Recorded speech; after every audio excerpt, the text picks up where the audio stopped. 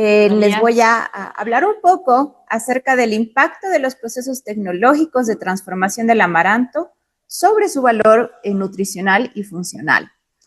Bien, como se podrán imaginar, hablar de procesamiento tecnológico y más su incidencia en las características nutricionales y funcionales es sumamente amplio. En esta oportunidad he querido rescatar los procesos. Para hablar de aquello es necesario que podamos revisar la composición del grano de amaranto.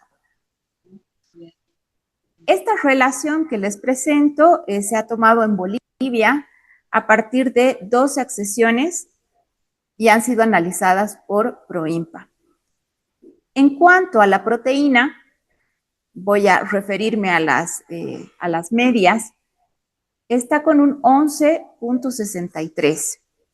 En el caso de la composición grasa, 7.01, fibra, 3.31, ceniza, 2.20, carbohidratos, 67.30, humedad, 11.88, calcio, tenemos 159.67, que es uno de los componentes principales.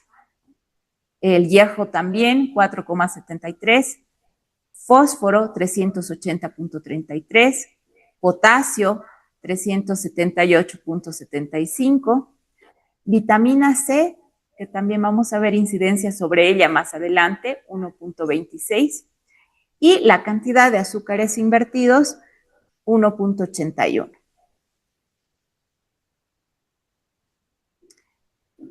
Vamos a referirnos a las propiedades funcionales de las proteínas, puesto que el grano del amaranto es justamente muy utilizado y muy privilegiado por su contenido proteico y además de la calidad de esta proteína.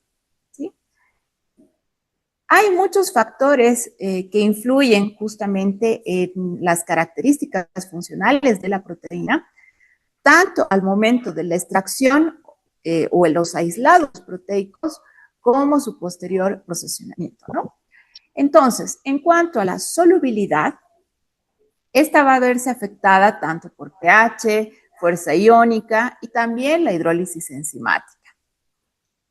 En el caso del pH, se ha visto una menor solubilidad de esta proteína a un pH de 5 y una mayor solubilidad en pHs ácidos y alcalinos, ¿no? En este caso estaríamos hablando de pHs de 2 y de 9. Ahora, es interesante también que en procesos en donde se utilizan ultrasonido, por ejemplo, un pH alcalino mejora considerablemente esta solubilidad, ¿no? Eso es un factor que tenemos que tomar en cuenta también, tanto al momento de la extracción de la proteína como al momento de la utilización de esta proteína en sus productos. Por ejemplo, si se requiere hacer productos que necesiten disolverse, ¿no? Como es el caso de las bebidas, ¿no? Bebidas energéticas. En el caso de la fuerza iónica también tiene incidencia sobre la solubilidad, ¿no? Una fuerza iónica alta, la solubilidad va a ser mayor que a una fuerza iónica baja. ¿Sí? Y finalmente, cuando se aplican procesos de hidrólisis enzimática, se ha visto que la proteólisis con tripsina aumenta la solubilidad. Otras propiedades funcionales, particularmente de las proteínas, y en este caso, por supuesto, la del amaranto, es la capacidad emulsionante, la capacidad espumante y la gelificación.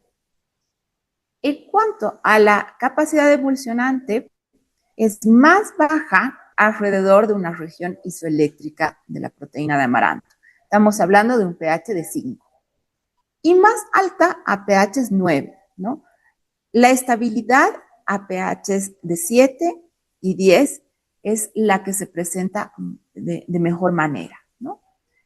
En cuanto a la capacidad espumante, va a tener mayor capacidad espumante a pHs de 2. Y la gelificación, que es otro factor sumamente importante, sobre todo que gran parte de los productos transformados son a partir de las harinas de amaranto, tal es el caso de los panes, galletas, todo este tipo de productos, tanto de panificación, bollería, ¿no?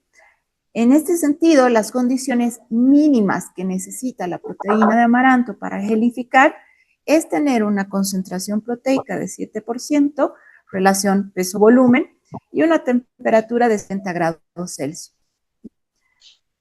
Por otro lado, han realizado muchos estudios en los que tanto el cloruro de calcio, el cloruro de magnesio y el cloruro de sodio han sido coadyuvantes al proceso de gelificación, es decir, mejoran las gelificaciones.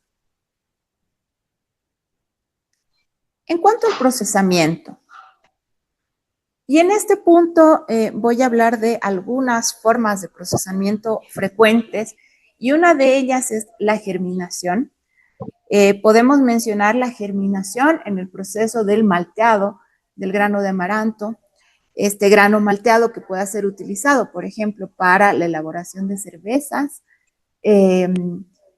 Acá miro a uno de mis estudiantes justamente que trabaja con su tesis con cervezas. También es muy interesante, además de este tipo de bebidas, u otras bebidas alcohólicas, ¿no? Pero también no alcohólicas. La germinación es un proceso que ha sido muy interesante en cuanto al aumento de las características tanto nutricionales como funcionales en el grano de amaranto, ¿no? De hecho, aquí menciono alguna de ellas. Las proteínas aumentan, ¿no? Se ha visto una relación desde un 7% durante el proceso de germinación. Por supuesto, y aquí también quiero indicar y recalcar que depende del tiempo de germinación, ¿no? Esta relación también va a variar. Estos datos que les muestro están en un tiempo de germinación de 72 horas, ¿sí? También se produce un aumento de los aminoácidos esenciales, como por ejemplo serina, alanina, valina, leucina y lisina, compuestos fenólicos, tanto como fenoles y flavonoides. Por ende, aumenta la capacidad antioxidante, se mejora además la digestibilidad y la biodisponibilidad de la proteína, ¿sí? Disminuyen otros componentes, que justamente son los antinutrientes, así que es otro factor positivo en este caso, ¿no? Hay una disminución del ácido fítico y de los taninos. Les mencionaba un poco algunas aplicaciones de la germinación, como por ejemplo el tema del malteado para la elaboración de cervezas u otras bebidas fermentadas, ¿no? Entonces, hablemos de la fermentación. En estos procesos también se ha visto un aumento de la cantidad de proteína hasta un 3%, ¿no? Hay un aumento en las grasas hasta un 22%. Acá también podemos mencionar un aumento en la actividad antioxidante, mejora la digestibilidad de la proteína y también es otro aspecto sumamente importante que aumenta la biodisponibilidad de los minerales. Hablamos de calcio, zinc y hierro principalmente, ¿no? Y acá también tenemos una disminución de componentes, en este caso los antinutrientes, que también viene a ser un aspecto positivo, ¿no? Se disminuyen los fitatos. Los tratamientos térmicos están sumamente relacionados a la transformación del grano de amaranto.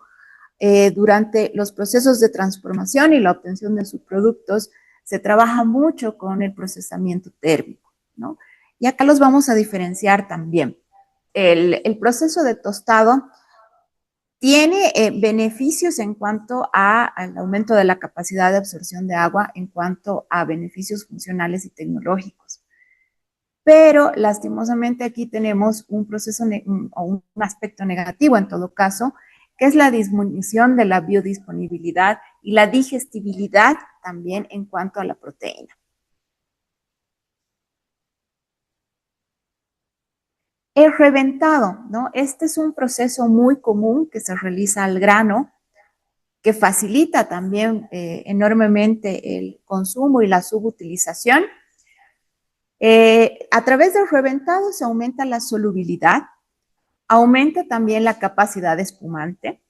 Sin embargo, disminuye la digestibilidad, la cantidad de antioxidantes, la cantidad de compuestos fenólicos y los aminoácidos esenciales.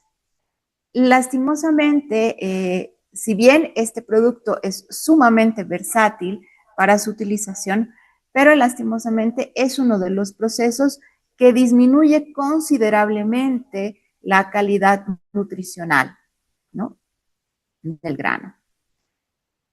En procesos de cocción húmeda, ¿no?, mejora también la absorción de agua.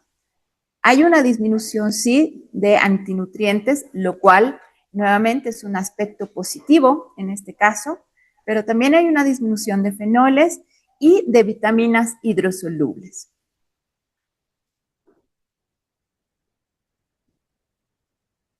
Hasta acá he querido mostrar algunos aspectos principales en cuanto a los procesamientos más comunes y más frecuentes que se realiza el grano y también la acción sobre algunos componentes principales, ¿no? Acá podríamos hablar, el tema es tremendamente extenso, podríamos hablar muchísimo, sin embargo, he querido extraer lo más importante y lo más utilizado, ¿no? Por un tema de tiempo, ¿no? Que es interesante en otra oportunidad también podemos ahondar sobre el tema y conversar mucho más al respecto, ¿no? Muchas gracias, les dejo mi dato de contacto para cualquier consulta, aporte que cualquiera de ustedes tenga. Muchas gracias.